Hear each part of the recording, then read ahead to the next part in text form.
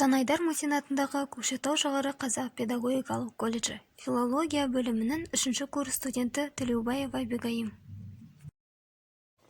Бұл суреттен нені көріп тұрмыз? Әрине, ағаштар. Ағаштар жайлы қысқаша мәлімет беріп кетейін. Нан ағашы Үндістан мен Малай аралында өседі. Оның асқабақ тәрізді жемісі болады. Кейбірінің салмағы 24 келіге дейін жетеді. Сүт ағашы Бразилияда сүт беретін ағаш бар. Ол Амазонка өзенінің жағасында өседі. Жергілікті халық оны сорвейра деп атайды. Сонымен қатар, ағаштан бір сауғанда 2-4 литрге дейін сүт алуға болады екен. Яғни, бүгінгі біздің өтетін тақырыбымыз ғажайып ағаштар. Оқу мақсаты: жанрлық ерекшеліктеріне сай құрылымын сақтап, хат, жарнама құрастырып жазу.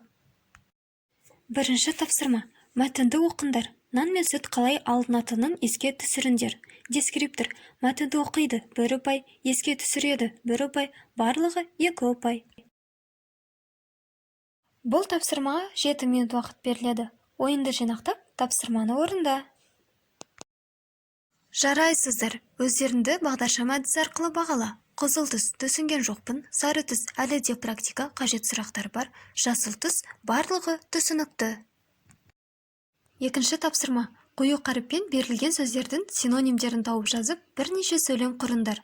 Дескриптор: синонимдерді тауып жазады, 1 ұпай, сөйлем құрайды, 1 ұпай, барлығы 2 ұпай.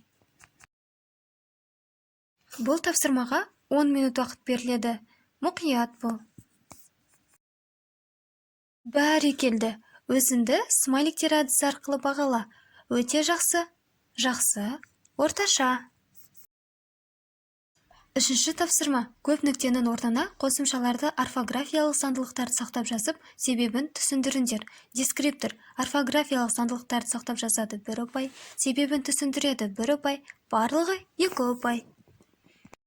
Бұл тапсырмаға 8 минут уақыт беріледі. Жарайсыздар, өздеріңді бағдарлама әдісі арқылы бағала. Түсініксіз, нашар орындалған, толық емес, жартылай орындалған, бәрі тамаша, өте жақсы. Үйге тапсырма: еліміздің аумағында әулие ағаштар бар ма? Табиғат ерекшеліктері, сыры туралы мәлімет жинақтаңыздар. Рефлексия: бүгінгі өткен сабақтан 2 жұлдыз 1 тілек әдісін қолданып, өзіңді бағала. Сабағымыз аяқталды. Қош сау болыңыздар.